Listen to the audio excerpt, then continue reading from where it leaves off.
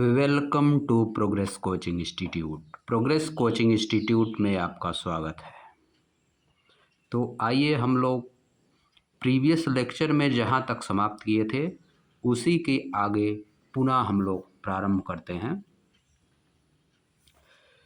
मैं लेक्चर शुरू करने से पहले ये आपको विश्वास दिलाना चाह रहा हूँ कि अगर मैं जिस तरह से आपको पढ़ा रहा हूँ, अगर आप मुझको रेगुलरली फॉलो करते गए और आप जो एनसीईआरटी में कठिन वर्ड आपको लग रहे हैं उनका आप मीनिंग नोट करते गए, समझते गए वर्ड को और सेंटेंस को समझते गए, तो सीबीएसई बोर्ड में ज़्यादातर विद्यार्थियों की 90% विद्यार्थियों की समस्या होती है कि वो चीज़ों को पढ़ के समझ लेते हैं, लेकिन जब लिखना होता है तो लिख नहीं पाते हैं। राइटिंग की समस्या, सेंटेंस फ्रेमिंग की समस्या बहुत बड़ी होती है। समझने में इंग्लिश का हिंदी बता दे कोई बहुत आराम से समझ में आ जाता है, लेकिन जब राइटिंग करना होता है, लिखना होता है, क्वेश्चन आंसर जब खुद से लिखना होता है, इंग्लिश में लिखना होता है, हिंदी में हमको सब चीज़ें आ रही हैं, इंग्लिश का हिंदी बता दिया गया, हिंदी में आ रही हैं, उनको इंग्लिश में लिखना होता है तो समस्या पैदा हो जाती है। इन सब समस्याओं को जड़ से समाप्त करने के लिए यह मैं आपका प्रयास कर रहा हूँ। तो आपसे मैं यही आशा करूँगा कि आप चैप्टर को जितना भी डेली पढ़ाता हूँ, मैं जितना लेक्चर बनाता हूँ, उसमें से सेंटेंस आप देखेंगे कैसे मैं मीनिंग निकाल रहा हूँ, और जो कठिन वर्ड लगता है आप उसको अपनी एनसीईआरटी बुक में लिख लेंगे। और इस तरह से बार बार पढ़ने से, समझने से आपकी लिखने की समस्या समाप्त हो जाएगी। चैप्टर समाप्त होने के बाद मैं आपको बताऊंगा कि क्वेश्चन आंसर किस तरह से लिखा जाता है, सेंटेंस की फ्रेमिंग कैसे की जाती है। हर चैप्टर समाप्त होने के बाद यह आपको सिखाया जाएगा कि कैसे प्रैक्टिस की जाती है लिखने की, क्वेश्चन आंसर लिखने की प्रैक्टिस कैसे की जाती है। और मैं ये भी आपको कन्फर्म कर देना चाहता हूँ कि अगर आप 5 महीने तक लगातार मुझको इस तरह से फॉलो कर दिए तो आपकी यह समस्या 90 से 95% समाप्त हो जाएगी और आप अगले क्लास में शुरुआत से ही लिखना प्रारंभ कर देंगे। लिखने की समस्या आपकी जड़ से समाप्त हो जाएगी। इसी वादे के साथ हम लोग शुरू करते हैं। आइए, तो हम लोग प्रीवियस लेक्चर में यहाँ तक समाप्त कर चुके थे, अब हम लोग इसके आगे करेंगे। तो चलिए शुरू करते हैं।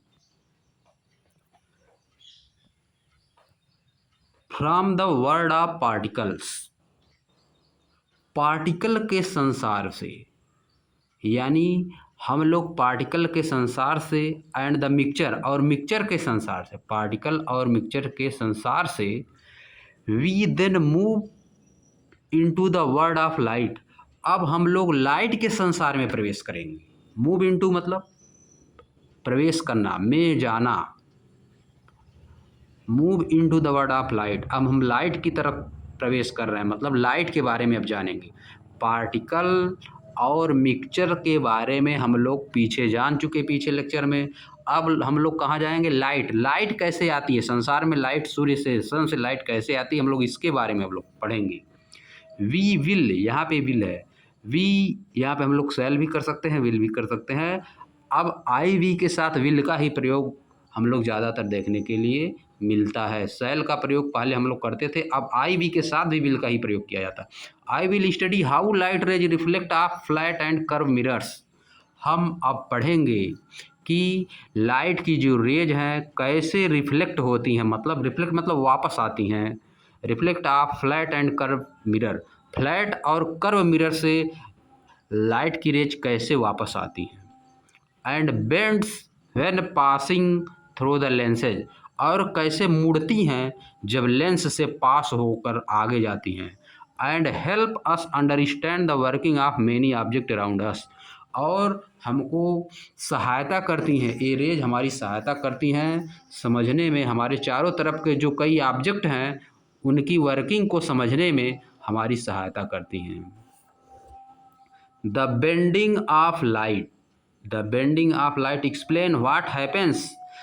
लाइट का मुड़ना यह एक्सप्लेन करता है, the bending of light explain, light का मुड़ना यह एक्सप्लेन करता है व्हाट हैपन्स, क्या होता है when we see an image, जब हम एक इमेज देखते हैं in a shiny metal spoon, जब हम चमकते हुए मेटल के स्पून में कोई इमेज देखते हैं तो क्या होता है। Or how corrective glasses help us many of us see clearly, कैसे ग्लासेज जो है चश्मे जो लग जाते हैं हमारे आँखों पर, करेक्ट साइज का जो ग्लास लग जाता है, चश्मा लग जाता है, वह कैसे हेल्प करता है हमको चीज़ों को स्पष्ट देखने में, अच्छी तरह से देखने पे। जिनको दिखाई नहीं देता ग्लास लग जाता है, चश्मा लग जाता है, सही चश्मा लग जाएगा उनकी आँख के हिसाब से तो वो चीज़ों को स्पष्ट रूप से देख पाते हैं। अब आ जाइए आगे।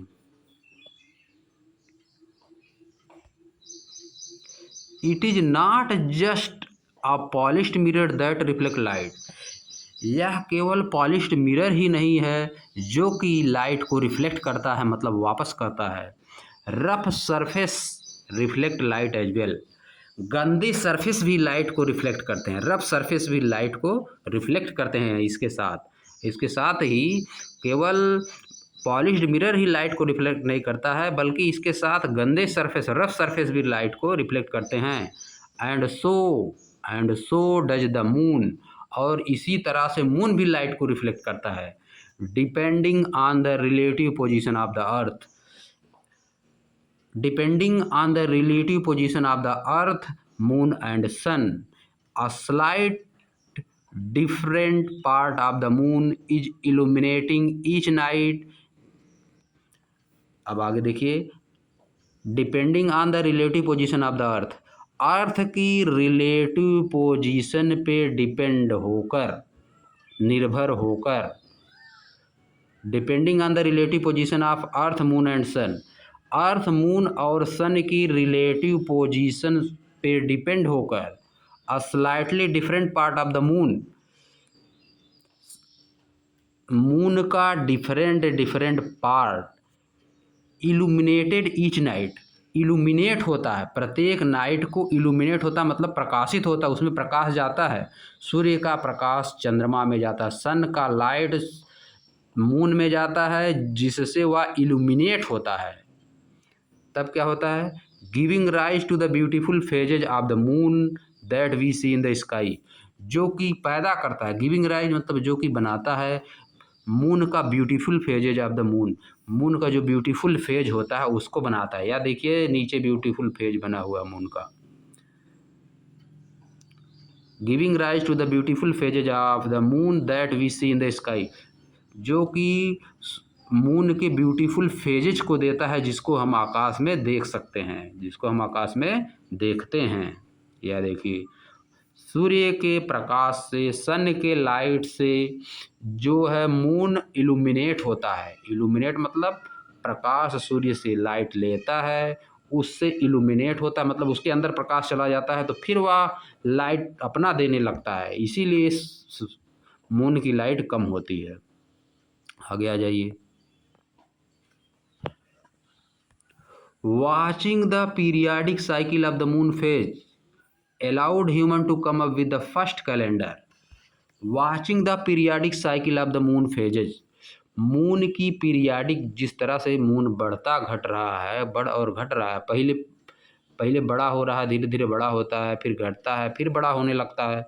Watching the periodic cycle of the moon phases, moon की पीरियाडिक साइकिल, मून के फेज की पीरियाडिक साइकिल, यानी जो कि एक बार कम होता है फिर बढ़ता चला जाता है, फिर कम हो जाता है फिर बढ़ता चला जाता है, ये जो पीरियाडिक साइकिल है, allowed human to come up with the first calendar, यह मनुष्य को अलाउ की, इसी के सहारे मनुष्य जो है अपना पहला कैलेंडर बनाया।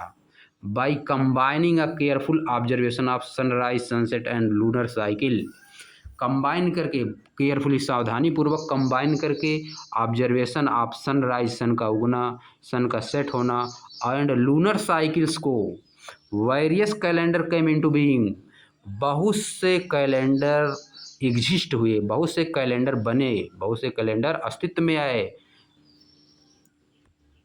Is not it fascinating, is not it fascinating that the calendars which determine our routine on earth are link to the motion of object far beyond our planet. क्या यह बहुत फैसिनेटिंग नहीं है? क्या यह बहुत आश्चर्य करने वाला नहीं है? क्या यह बहुत उत्सुक कर देने वाला नहीं है कि the calendar which determines our routine, जो हमारे रूटीन को डिटरमाइन करता है अर्थ पर, are link to the motion of object far beyond our planet. वह लिंक है जो कैलेंडर का लिंक किससे है? कैलेंडर किसके हिसाब से हम लोग बनाए हैं? मून, सन और अर्थ के मोशन के हिसाब से बनाए हैं। क्या यह चीज़ फैसिनेटिंग नहीं है कि जो कैलेंडर बन रहा है प्लैनेट में बन रहा है और इसको डिसाइड कर रहे हैं अदर प्लैनेट भी इसको बनाने में बहुत ही महत्वपूर्ण भूमिका निभा रहे हैं, डिसाइड कर रहे हैं। लिंक है, यानी कैलेंडर हमारा लिंक है, अर्थ पे बना हुआ कैलेंडर और प्लैनेट से भी, जैसे मून और सन से भी लिंक है।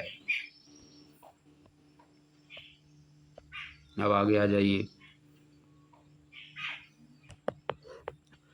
But it is not just calendar or the movement of the sun and moon that are linked. लेकिन यह केवल But it is not just calendar or the movement of the sun and moon that are linked. बल्कि लेकिन यह केवल calendar और सन और moon का मूवमेंट ही नहीं लिंक है। कैलेंडर, सन और मून का मूवमेंट ही केवल नहीं लिंक है। राइट हियर, यहाँ पर राइट हियर ऑन अर्थ, यानी पृथ्वी पर, यहाँ पर there are marvellous and complex pattern of relationship between living organism and their environment. Right here on the earth, यहाँ पृथ्वी पर, देयर आर मार्वलेस, बहुत ही अद्भुत, देयर आर मार्वलेस, मार्वलेस मतलब बहुत ही अद्भुत, और कॉम्प्लेक्स पैटर्न है, बहुत ही जटिल पैटर्न है रिलेशनशिप का, between living organism and their environment. Living organism और उनके इन्वायरमेंट के बीच भी बहुत ही अद्भुत और जटिल पैटर्न का रिलेशनशिप है। यानी केवल सन और मून और कैलेंडर का ही लिंक एक दूसरे से नहीं है, बल्कि यहाँ धरती पर बहुत ही अद्भुत और जटिल पैटर्न का रिलेशनशिप है। किसमें बिटवीन लिविंग ऑर्गेनिज्म, जीवित प्राणियों में, और इन्वायरमेंट के बीच में, और उनके इन्वायरमेंट के बीच में भी बहुत ही महत्वपूर्ण, बहुत ही अद्भुत और कॉम्प्लेक्स लिंक है। Every living being from tiniest insect to the largest whale, प्रत्येक जीवित प्राणी, एवरी लिविंग बीइंग मतलब प्रत्येक जीवित प्राणी, जितने भी जीवित प्राणी पृथ्वी पर हैं, फ्रॉम टीनिएस्ट इंसेक्ट सबसे छोटे इंसेक्ट से लेकर टू द लार्जर व्हेल बहुत बड़ी व्हेल मछली तक, from blades to the grass to tall trees, from the blades of grass grass की छोटे छोटे पत्तियों से लेकर बड़े बड़े पेड़ों तक, डिपेंड्स ऑन, एक दूसरे पे डिपेंड है, and respond to the air, और एयर से रिस्पॉन्ड करते हैं, एयर से रिस्पॉन्ड करते हैं, और किससे रिस्पॉन्ड करते हैं? वाटर से रिस्पॉन्ड करते हैं, सनलाइट से रिस्पॉन्ड करते हैं, and other organism around them, और उनके आसपास जो और भी ऑर्गेनिज्म हैं उनसे भी रिस्पॉन्ड करते हैं, forming the ecosystem that support life on our planet. ये सब मिल के इकोसिस्टम बनाते हैं, यानी रहने लायक पर्यावरण बनाते हैं, जो कि सपोर्ट करता है, दैट मतलब यहाँ पे है जो कि सपोर्ट करता है लाइफ को ऑन आवर प्लैनेट, जो कि हमारे प्लैनेट पे लाइफ को सपोर्ट करता है, जीवन जीने लायक बनाता है पृथ्वी पर। यानी कहने का मतलब है, छोटे छोटे कीड़े मकोड़े से लेकर बड़ी बड़ी वेल, घासों की छोटे छोटे पत्तियों से लेकर बड़े बड़े टीज, सभी डिपेंड और रिस्पॉन्ड करते हैं किससे? एयर से, वाटर से, सनलाइट पे, और पृथ्वी पर जितने भी ऑर्गेनिज्म रह रहे हैं सबसे रिस्पॉन्ड करते हैं, और ये सभी मिलकर एक ऐसा इकोसिस्टम बनाते हैं जिससे प्लैनेट यानी धरती पर, अर्थ पर जीवन संभव होता है, लाइफ को सपोर्ट करते हैं। आ जाइए आगे। अब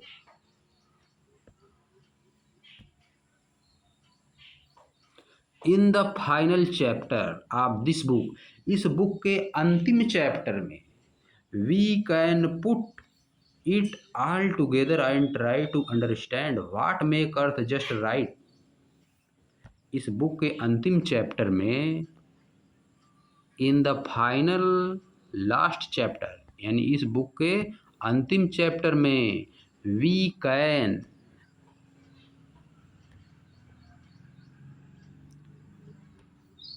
in the final chapter of this book, इस बुक के अंतिम चैप्टर में, इसका मीनिंग हो गया।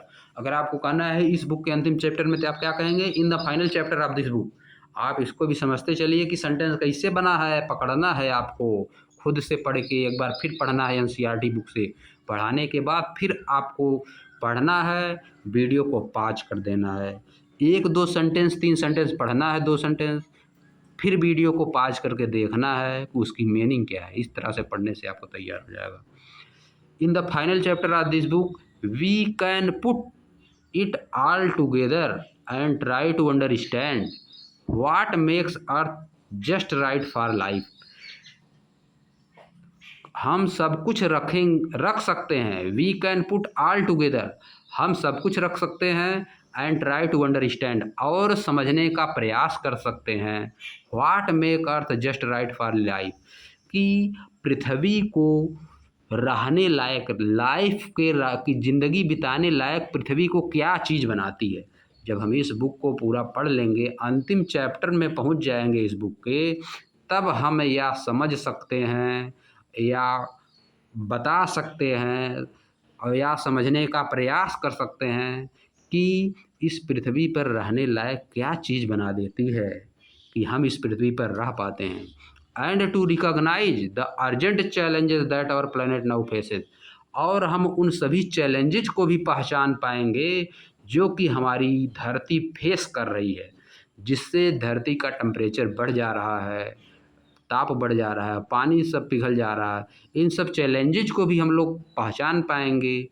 मोस्ट इम्पॉर्टेंटली, सबसे इम्पॉर्टेंट जो चीज़ है, the earth lies at the perfect distance from the sun, कि पृथ्वी सन से बहुत ही पर्याप्त, बहुत ही अच्छी दूरी पर है। वेयर वाटर रिमेन्स लिक्विड, जहाँ पे वाटर लिक्विड बना हुआ है। And it has an atmosphere, और इसके पास एक एटमॉस्फियर है। किसके पास? अर्थ के पास एक एटमॉस्फियर है। दैट प्रोवाइड द ऑक्सीजन, दो हमको ऑक्सीजन प्रोवाइड करता है। We breathe while shielding us from harmful ultraviolet rays, हम लोग सांस लेते हैं वाइल शील्डिंग अस, हालांकि हम लोग शील्ड किए हुए हैं, मतलब चारों तरफ से घिरे हुए हैं, फ्रॉम द हार्मफुल अल्ट्रावायलेट्स, अल्ट्रावायलेट से, खतरनाक अल्ट्रावायलेट से हम लोग शील्ड हैं, मतलब वह हमारे पास खतरनाक अल्ट्रावायलेट नहीं पहुंच पाता है, पर्यावरण उसको रोक देता है। शील्ड लगा हुआ है हमारे चारों तरफ, इन्वायरमेंट में शील्ड लगा हुआ है, अल्ट्रावायलेट को जो रोक लेता है, यानी हार्मफुल अल्ट्रावायलेट रेज हमारे तक नहीं पहुंच पाती हैं।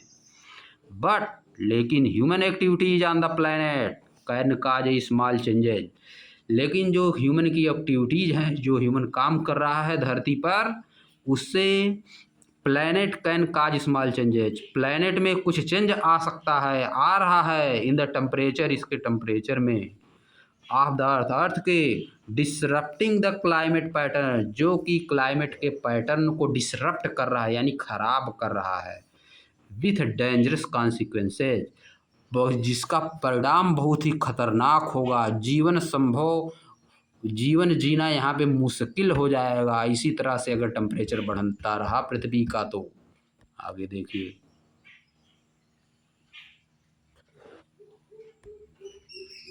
यहाँ पे देखिए जीवन बनाया है, सभी लोग रह रहे हैं, इतना अच्छी तरह से जीवन पर धरती पे संभव है, देखिए दिखाया है। ये सब, इन सब चीज़ें धीरे धीरे नष्ट हो रही हैं, क्योंकि मनुष्य अपने फायदे के लिए पेड़ों का कटाव कर रहा है, खनाई कर रहा है, जंगलों की बर्बादी कर रहा है। अब आ जाइए आगे, इन सब चीज़ों को रोकना चाहिए हमको, हम लोगों को इन सब चीज़ों का विरोध करना चाहिए, नहीं तो पृथ्वी पर जीवन संभव नहीं रहेगा, टेम्परेचर बढ़ जाएगा धरती का। At the heart of the both the problem, दोनों प्रॉब्लम के हार्ट में अगर जाया जाए, and any possible solution is us, और अगर कोई पॉसिबल सॉल्यूशन है तो कौन है? वो हम हैं, हम ही कर सकते हैं इसका possible solution. We are the one, हम वही हैं जो इन्फ्लुएंस अर्थ क्लाइमेट, जो अर्थ की क्लाइमेट को इन्फ्लुएंस कर रहे हैं। वी आर द वन मतलब हम ही हैं इन्फ्लुएंसिंग अर्थ क्लाइमेट, जो कि अर्थ के क्लाइमेट को इन्फ्लुएंस कर रहे हैं, यानी प्रभावित कर रहे हैं। But we are also the one, लेकिन हम भी वही हैं, हम वह भी हैं हु मतलब जो, कैन कर सकता है, एंड मस्ट और निश्चित रूप से करेगा, यूज साइंस, साइंस का यूज करेगा, टू अंडरस्टैंड दीज चेंजेज, इन चेंजों को अंडरस्टैंड करने के लिए, यानी समझने के लिए जो जो परिवर्तन हो रहे हैं, एंड गाइड आवर एक्शन, और अपने एक्शन को, जो हमारे काम हो रहे हैं उनको गाइड करेगा कि हमको किस तरह से काम करना चाहिए।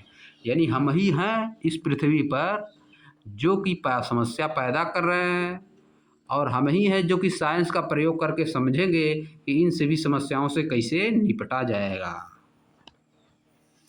The same scientific principle that we have guided our journey through the middle stage, the same scientific that we have guided our journey। तो हम लोग अब यहीं से अब नेक्स्ट लेक्चर में पढ़ेंगे। अब इतना आप लोग तैयार रखिएगा, इसी तरह से लेक्चर अपलोड होता रहेगा। जितने लोग वीडियो को देख रहे हैं, चैनल को सब्सक्राइब कर लेंगे, वीडियो को लाइक कर देंगे। अगर आपको अच्छी तरह से समझ में आ रहा सेंटेंस तो आप वीडियो को लाइक करिए। आप कुछ कमेंट कर दीजिए कि सर हमको वीडियो अच्छी तरह से समझ में आ रहा है और वीडियो बनाइए इस तरह का, तो और ज़्यादा एक्सप्लेनेशन मैं करूँगा, वर्ड मीनिंग का एक्सप्लेनेशन, एक एक वर्ड आप समझिए, वर्ड पकड़िए। तो आप चैनल को सब्सक्राइब करिएगा, वीडियो को लाइक करिएगा, कुछ कमेंट कर दीजिएगा कि हाँ हमको अच्छी तरह से समझ में आ रहा है, इसी तरह की वीडियो की और आवश्यकता है, तो और ज़्यादा वीडियो हम डेली के डेली 1-2 वीडियो अपलोड करते रहेंगे। तो इसी के साथ हम लोग आज समाप्त करते हैं। हम लोग कल यहाँ से शुरू करेंगे, लेक्चर में यहाँ से शुरू करेंगे। वीडियो कुछ लेट आया है, लेकिन वीडियो अब समय से आता रहेगा, डेली 1-2 वीडियो आप लोगों के लिए लेक्चर अपलोड होता रहेगा। आप लोग उसको देखते रहिएगा, अपना नोट्स बनाते रहिएगा, वर्ड मीनिंग पे विशेष ध्यान दीजिएगा, एनसीईआरटी की बुक में पेंसिल से लिख लीजिएगा। तो चलिए इसी के साथ हम लोग ये लेक्चर समाप्त करते हैं। Thank you for watching.